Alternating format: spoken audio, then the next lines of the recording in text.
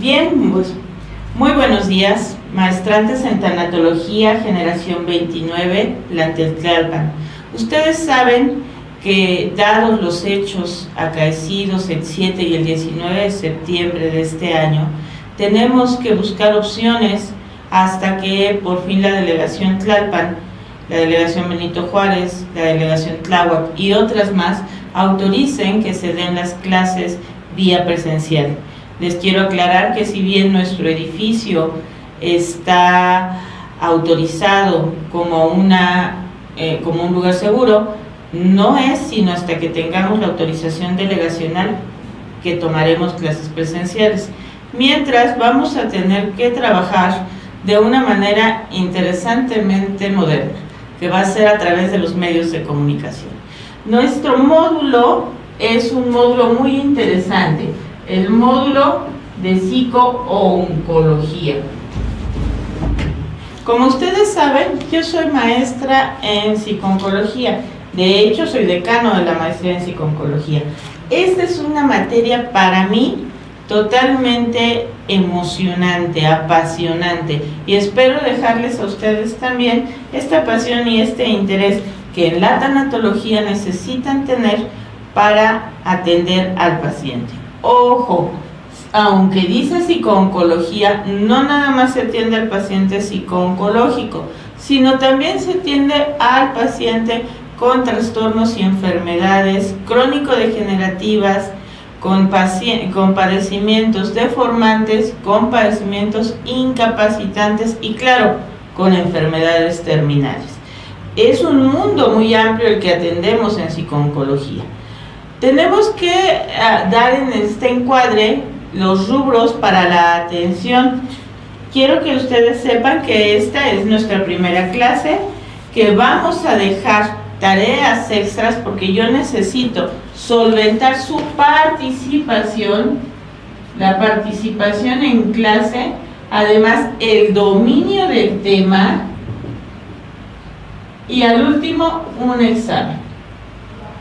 Siendo simplemente que el examen final va a valer 40 puntos, el dominio del tema del que ustedes hagan va a valer 30 puntos y la participación va a valer 30 puntos, para darnos un total del 100%, el 100% de nuestra evaluación.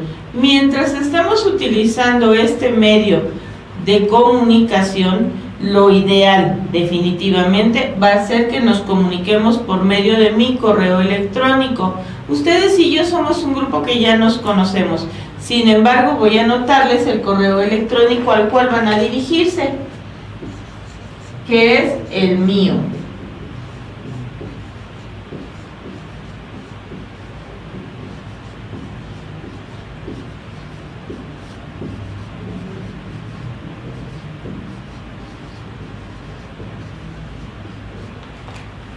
marielacalzado@yahoo.com.mx. Ojo, es calzado con O, es MX al final, porque si no, no les marca error en sus envíos. Lo que sí llega a suceder es que alguien está recibiendo de mis despistados alumnos correos y ni siquiera sabemos si los recibe bien y los lee, y un día nos vaya a contestar, Dios nos guarde. Entonces, la participación va a ser mediante envíos a este correo. El dominio del tema también va a ser mediante envíos a este correo.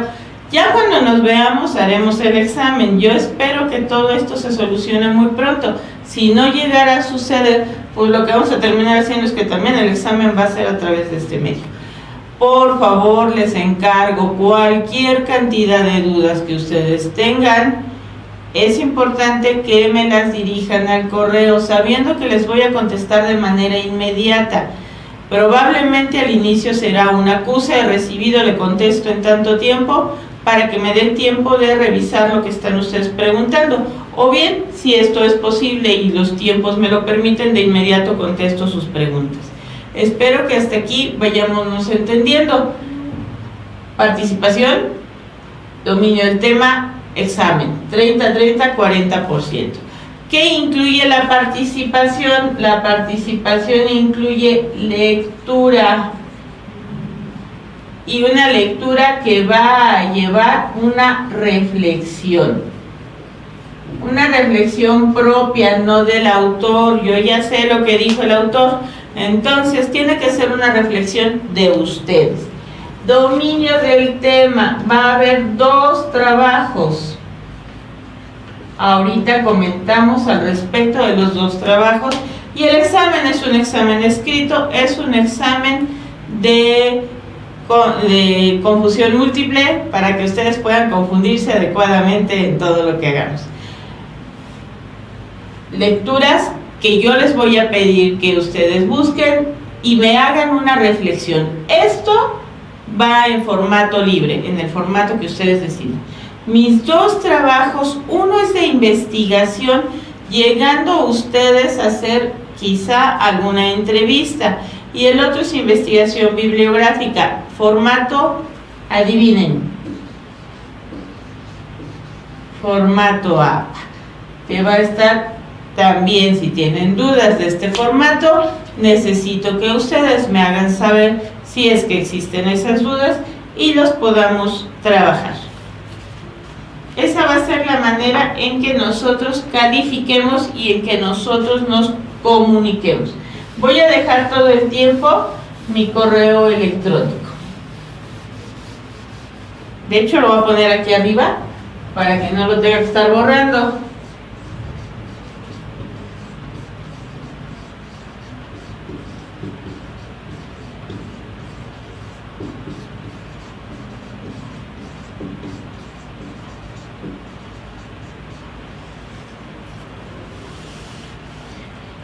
Y vamos a entrar en materia.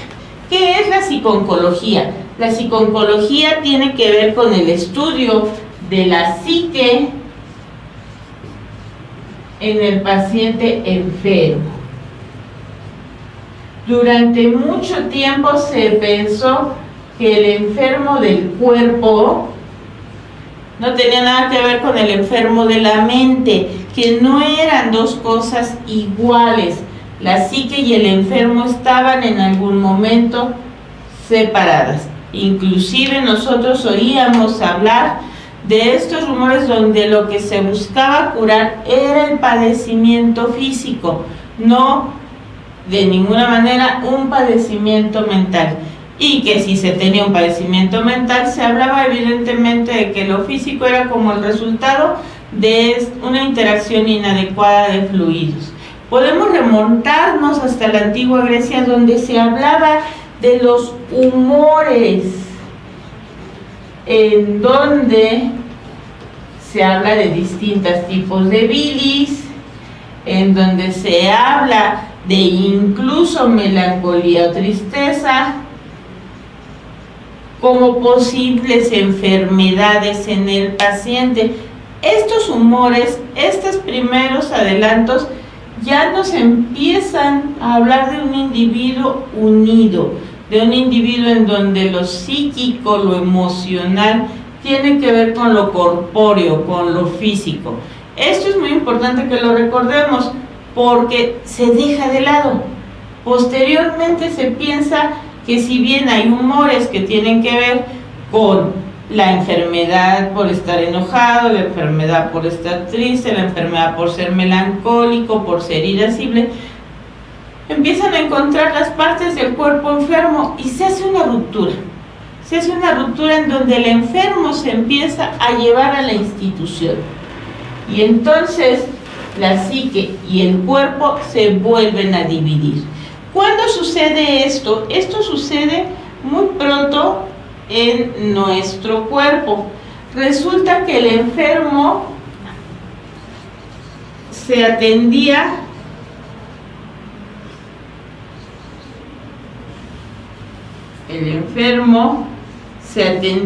en casa. El enfermo moría entonces en casa y moría rodeado de sus seres queridos. El enfermo estaba en casa, el enfermo llegaba en algún momento a morir en casa. rodeado de la gente que lo amaba, rodeado de la gente que quería estar con él. Posteriormente, esto se cambia y el enfermo va a la institución, esto es, al hospital.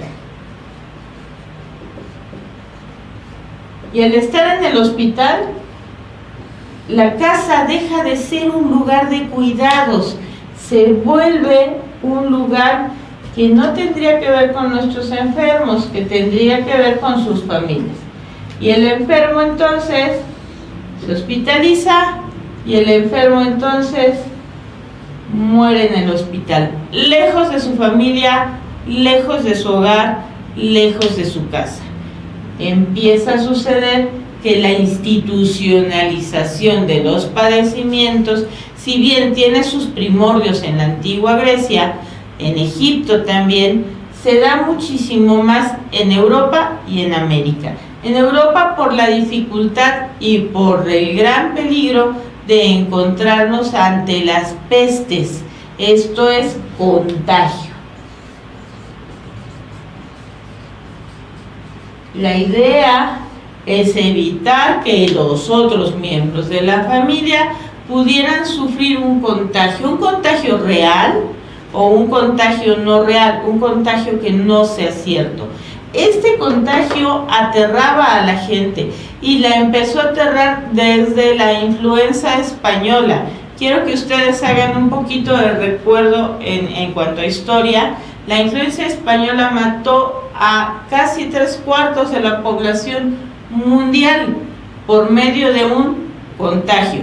Y entonces lo que se creía es que cualquier otra enfermedad podría llevar de este centro que era limpio, que era adecuado, a la casa que no era limpia, no era adecuada y no era un buen lugar para tener al enfermo. Los enfermos morían y vivían en una soledad absoluta. ¿Cuándo empieza entonces a encontrarse los trastornos?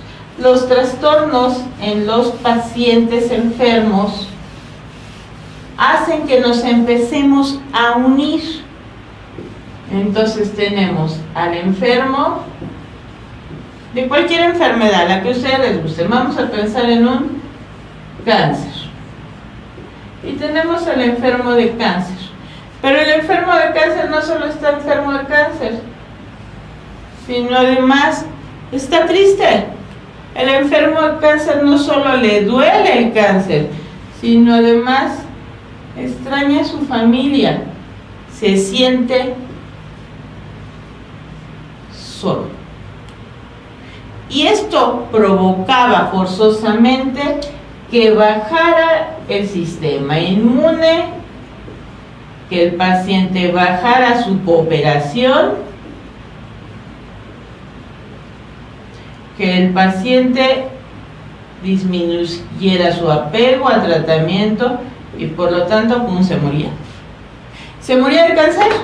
No, se moría de las dos cosas. Se moría por la tristeza, se moría por la soledad, se moría por el abandono, más, por supuesto, del cáncer. Se empiezan a dar cuenta de eso y entonces entra una nueva forma de atender a los pacientes que se llama medicina integrativa. La medicina integrativa tiene que ver con lo que los franceses llaman liaison, esto es, la unión de dos medicinas, la psiquiátrica y la somática. Aquí es donde entra esa unión, ese encontrar al individuo como uno solo, no es la mente aparte, no es esta tristeza aparte y el cáncer de otro lado, sino juntos. Claro, psiquiatría siempre va a tomar así como la revancha en todo. Recuerden que son bien payasos los psiquiatras, los pairos somos bonitos, pero los psiquiatras son bien payasos. Y esto empieza a crecer. La medicina aliazón se convierte en psiquiatría de enlace.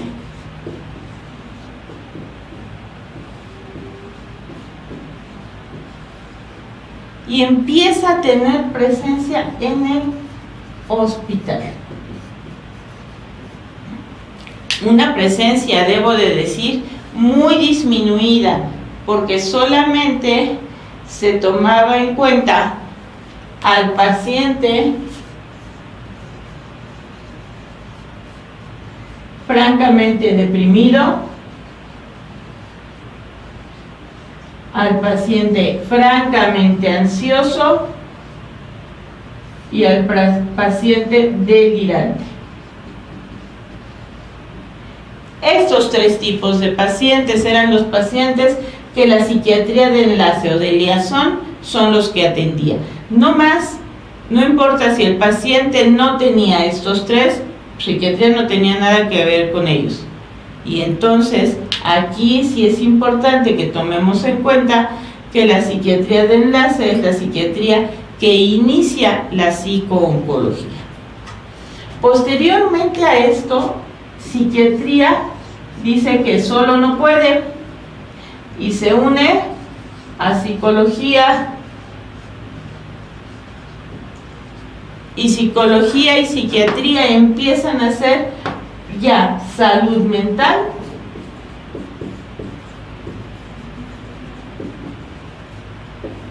de enlace.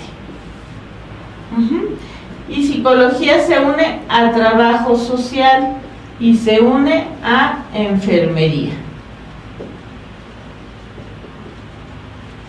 Esto es muy interesante, dado que nuestras enfermeras, nuestro personal de enfermería y de trabajo social son quienes más contacto tienen con el paciente, a diferencia de los médicos que solamente van a revisar de repente por turnos o por entrega de guarda del paciente. Resulta que son ellos dos los que se dan cuenta de la emoción del paciente que está deprimido, ansioso, delirante adentro del hospital. Cuando en cuanto a historia de la psicooncología empieza un abordaje mayor, pues bueno, tenemos los inicios interesantemente por una mujer. Este asunto del empoderamiento de la mujer es muy importante, y tenemos los inicios en 1842.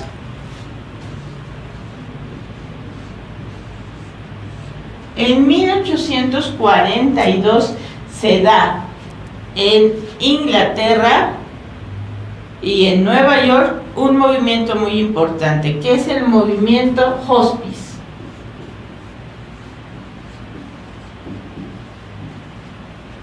En 1842, Madame Garnier es la que inicia posteriormente Cicely Saunders,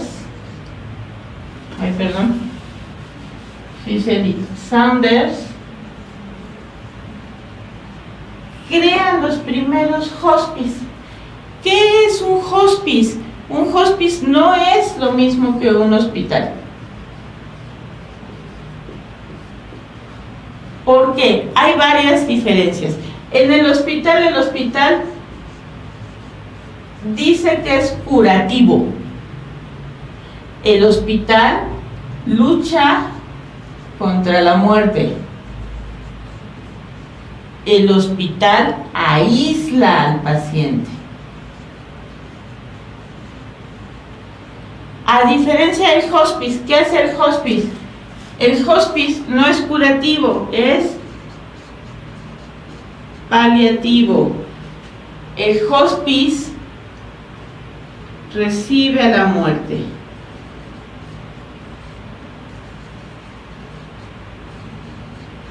Esto es, no la alienta, no busca que esté la muerte acelerada, solo la recibe cuando debe llegar. Esto es de manera natural. y el hospice busca acompañar al paciente. Y entonces aquí tenemos pues ya una línea que nos divide los centros asistenciales. Fíjense que esto sucede en 1842 con dos damas, Garnier, Madame Garnier y Cicely Saunders, ambas luchando contra toda una sociedad respecto a lo que sucede en materia del trato al paciente.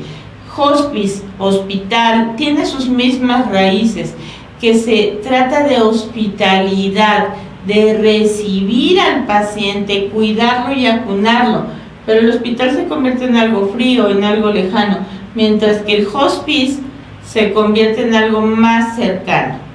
Primera tarea.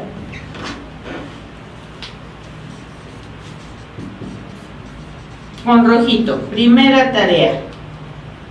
Van a investigar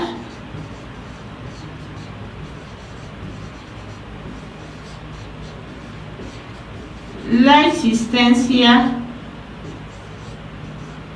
de hospice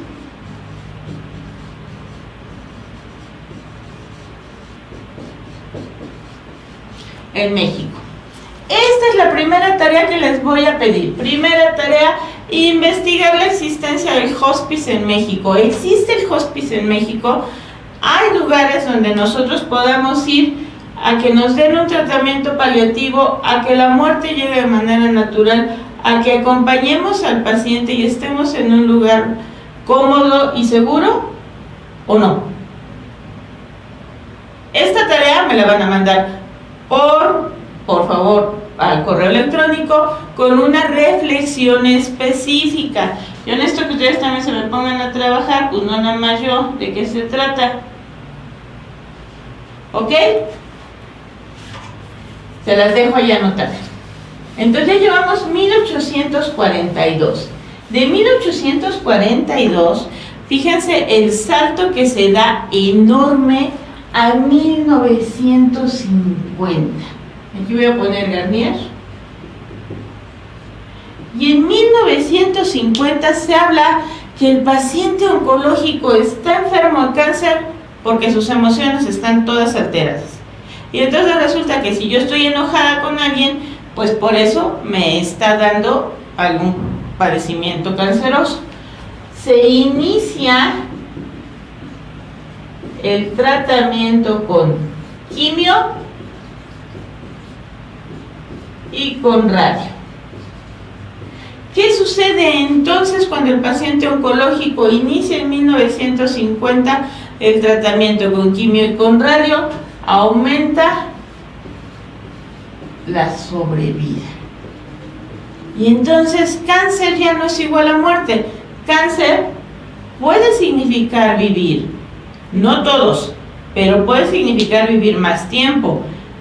Aunque quimio y radio todavía estaban en un inicio y a veces eran más letales que la propia enfermedad, y en 1950 se empiezan con estos primordios de tratamiento. Las primeras quimioterapias estaban dedicadas específicamente a matar células, a diestra y siniestra, no importa, pero mataban células. Y la radioterapia era tan fuerte que llegaba a lastimar al paciente. También se empezó a hacer en 1955 las primeras mastectomías.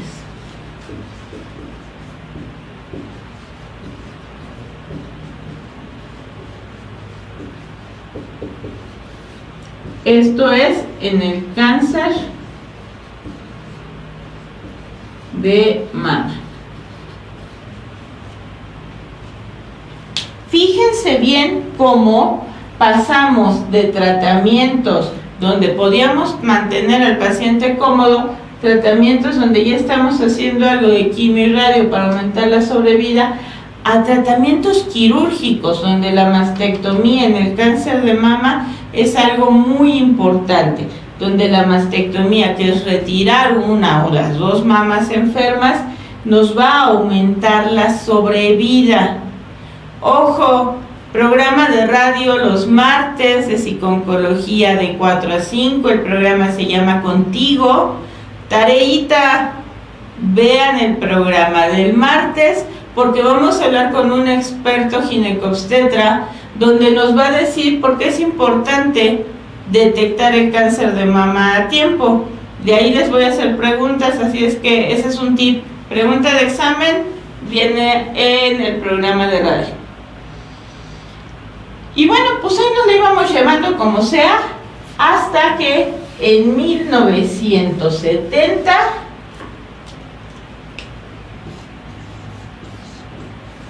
aparece la psico-oncología como una especialidad.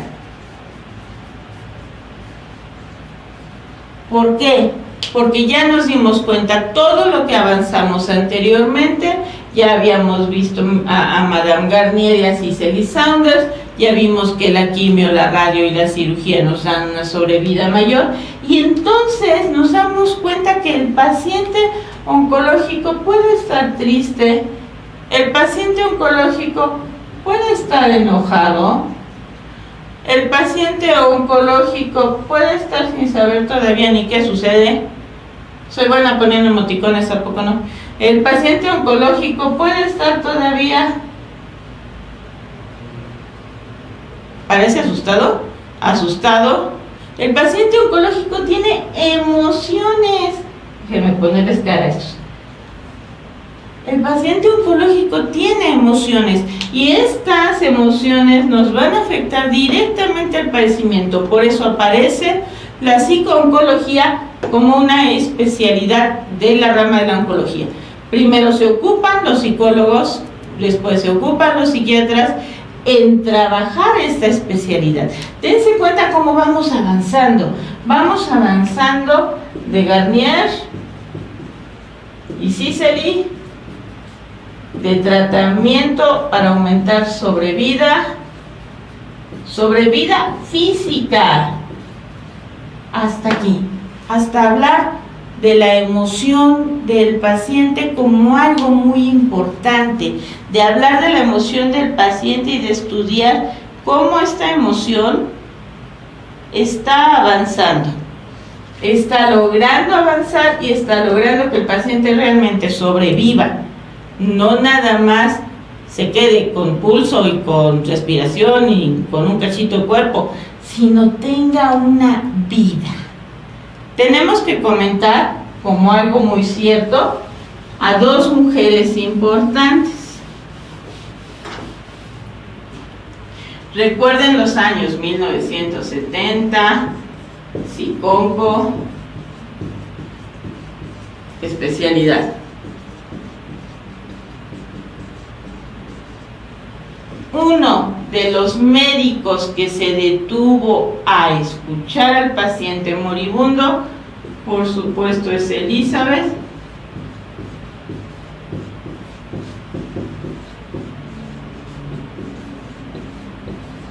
Kubler-Ross. Elizabeth Kubler-Ross es una psiquiatra austríaca, es una psiquiatra que, a pesar de ser hija de una familia adinerada, decide dedicarse a la medicina. Esto es muy importante. Ella se decide a ser psiquiatra y empieza a trabajar, se casa con el doctor Ross, otro médico psiquiatra, y se va a trabajar a Estados Unidos, emigra a Estados Unidos. Esto en contra de todo el apoyo que pudieran darle sus padres. Estaban ellos muy en contra de que ella estudiara esto. Y en Estados Unidos trabaja, obviamente, en un hospital psiquiátrico y le desagradan las condiciones infrahumanas en que el paciente psiquiátrico se encontraba. Cambia de trabajo y se va a trabajar a Washington, D.C., en un hospital general. Y en este hospital general, además de atender a los pacientes de ala psiquiátrica, de repente empieza a hablar con el moribundo.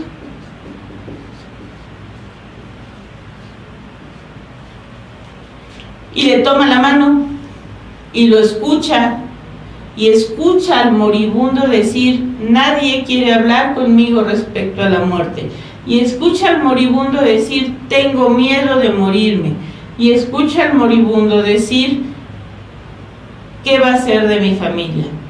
Y de repente este inicio es un inicio psico-oncológico. Es cierto que también a Elizabeth Kubler-Ross se la toma como tanatóloga, pero lo que realmente ella hace es empezar con la famosa tanatología médica.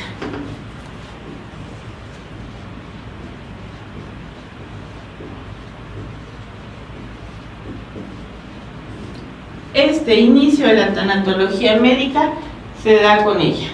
Nos parezca interesante o nos parezca chistoso, ella empieza a hacer.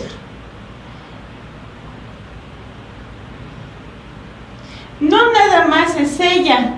Ya después de Elizabeth Kubler-Ross, en la tanatología médica, en el acompañamiento al moribundo, llega Madame Holland. Espérenme, porque aquí está Kubler. Tenemos a Kubler, tenemos a Holland, que está trabajando Holland respecto a la regulación de la emoción en el paciente enfermo. Holland dice que tenemos que tomar varios factores en el enfermo y ella nos habla de factores físicos, de factores psicológicos, de factores espirituales y por supuesto de factores sociales. ¿A qué les recuerda esto? Definitivamente nos está hablando de las esferas del individuo, de esta esfera biopsicosocial espiritual, donde Holland dice: es que hay que verlo, hay que atender a este paciente, también hay que atender a la familia y también hay que atender al equipo médico.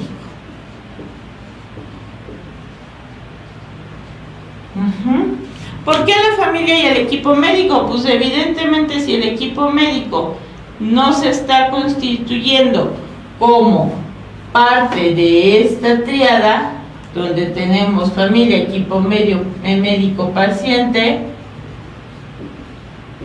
donde uno de ellos no funcione, esta tríada deja de funcionar, deja de ser, esta tríada deja de estar, ¿sí? Holland trabaja mucho en Estados Unidos. Ella trabaja en el National Cancer Institute de Estados Unidos. Ella también trabajó en Estados Unidos, ¿sí? Las otras trabajaron en Europa. Y entonces estamos hablando de que se funda la nacional, se funda IPOS. IPOS es la Sociedad Internacional de Psico-Oncología, donde expertos de todo el mundo nos van a hablar acerca de lo que encuentran en cuanto a toda esta situación de pacientes oncológicos. ¿Ok? Actualmente IPOS sigue estando en contacto con nosotros y bueno, esto es parte de lo primero. Recuerden, hasta aquí, primera tarea, investigar la existencia del hospice en México. Esa es investigación de ustedes y me van a mandar una reflexión por correo.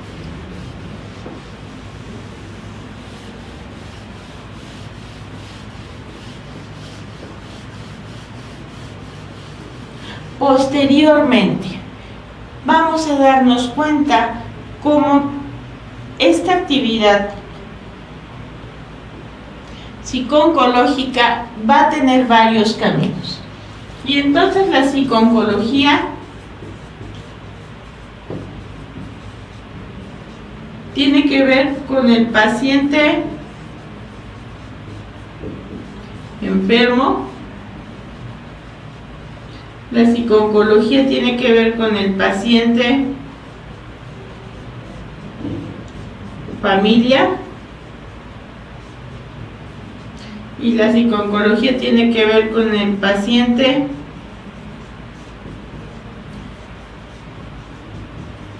equipo médico.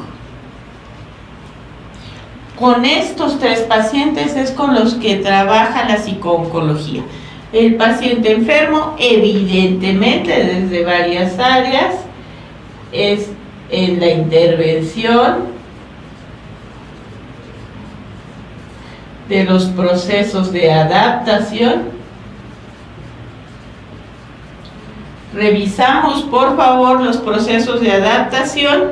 Procesos de adaptación serían procesos de adaptación emocional, procesos de adaptación serían procesos de adaptación conductual, procesos de adaptación inclusive serían procesos mixtos en donde además de la emoción está la parte conductual, pero todo tiene que ver con la enfermedad. Desde que a mí me están dando un diagnóstico, desde ahí me empecé a adaptar.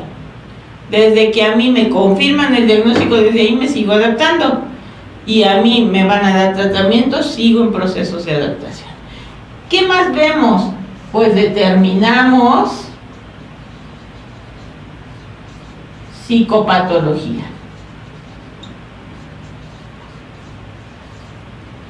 Ya cuando el proceso de adaptación deja de ser adaptativo, entonces vamos a determinar si hay algún padecimiento. Estoy hablándoles de ya ansiedad, estoy hablándoles de depresión, les estoy hablando de psicosis y les estoy hablando de trastornos orgánicos. Esta es la psicopatología. Ya no es adaptación. Adaptación es lo mismo que psicopatología. Es como lo que nos acaba de suceder en el temblor. En el temblor todos nos asustamos. Hay mucha gente que todavía está como durmiendo con las pantuflas a un lado, con el pants puesto, así como oyendo alertas sísmicas todo el tiempo. Eso es adaptación. Esto es bueno, es ansiedad buena. Pero hay gente que ya dejó de dormir, hay gente que está todo el tiempo temblando, hay gente que no quiere salir de su casa o anda jalando a sus hijos para todos lados porque va a temblar y se va a caer la casa. Hay gente que está deprimida porque no ha saludado a la tía de las Navidades desde la Navidad pasada. Hay gente que se psicotiza porque no logra trabajar con esa ansiedad. Esto es patología. La mayor parte de nuestros pacientes se quedan aquí, la menor parte aquí, pero tenemos que aprender a trabajarlos. Esto es paciente enfermo. Vámonos con paciente familia. Adaptación, por supuesto. ¿Y adaptación en cuanto? Pues a roles. Adaptación, nos guste o no decirlo, adaptación económica. No hay dinero que alcance para tratar de trabajar un cáncer en todos sus niveles. Necesitamos apoyo. Adaptación incluso emocional. ¿Y de qué va a depender? Pues como lo vamos a ver más adelante en las clases, ¿de quién es el enfermo?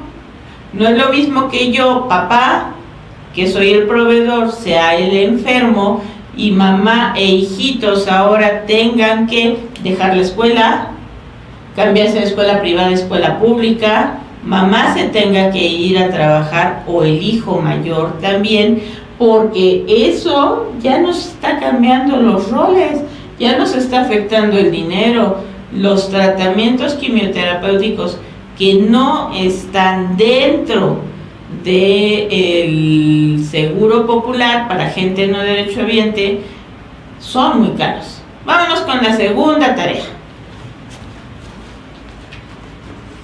Segunda tarea. Fíjense que va a ser muy divertido. Van a investigar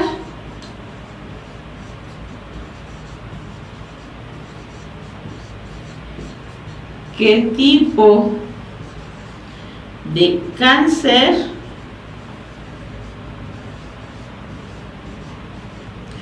cubre el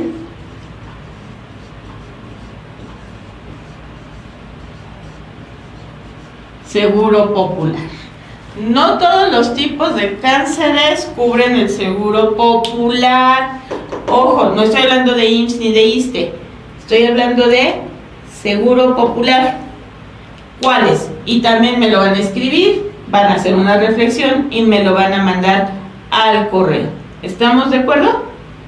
Por último, paciente equipo médico. De estas por tiempo nada más voy a poner nada más. Burnout, el cansancio, la relación fría, el alejamiento emocional, la dificultad para empatizar o al contrario, la demasiada empatía con el paciente. El burnout se da en todos los niveles. Ya habíamos hablado de los médicos, de los cirujanos, de las enfermeras, de trabajo social, de todos. El burnout es algo que tenemos que trabajar y en algunos casos el burnout se nos pasa a depresión. Bien, esta sería nuestra primera introducción a la clase. Tenemos 2 tareas, recuérdenlas, me las tienen que enviar de aquí a la siguiente semana, a las 12 de la noche por muy tarde, al correo, ¿ok?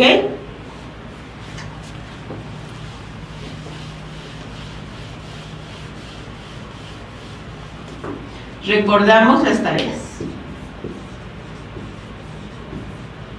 Primera tarea.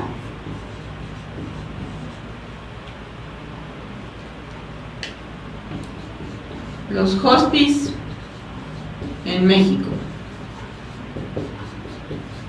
Los hospices que sean reconocidos, no que mi tía abuela hizo una casa y ahí metió a todos los enfermos, eso no es un hospice. No que la tía de las navidades recibe a los enfermos en Navidad, eso no es un hospice. Hospice en realidad hay, no hay. Segunda tarea.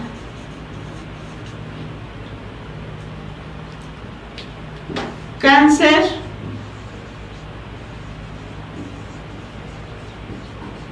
en Seguro Popular.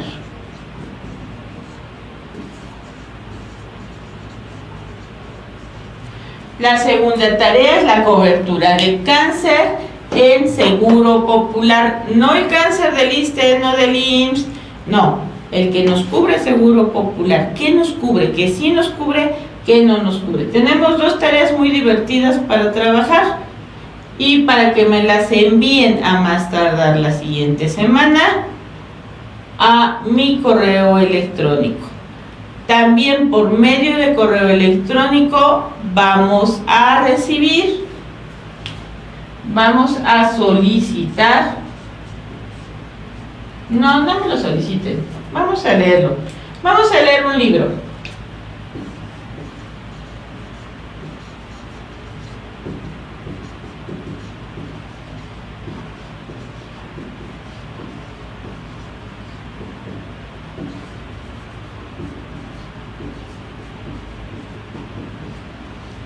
Vamos a leer el libro Morir en Sábado de Carlo Clericó. Yo los necesito participando mucho por este medio, es importante que lo hagamos. Entonces tenemos 2 tareas para aventárnoslas y mandármelas al correo. Al correo es importante. Y por último, leer Morir en Sábado de Carlo Clericó. Morir en Sábado es algo que vamos a ir comentando respecto a la emoción que genera en mí la situación que plantea el autor de la muerte y de las intervenciones que, si bien en él son tanatológicas, en realidad terminan siendo psico-oncológicas. En este momento sería lo que corresponde a nuestra primera clase de psico-oncología para la maestría de tanatología. Es el inicio, chicos, y yo espero que para ustedes sea algo muy importante y muy apasionante como lo es para mí. Nos vemos pronto. y les espero con sus tareas.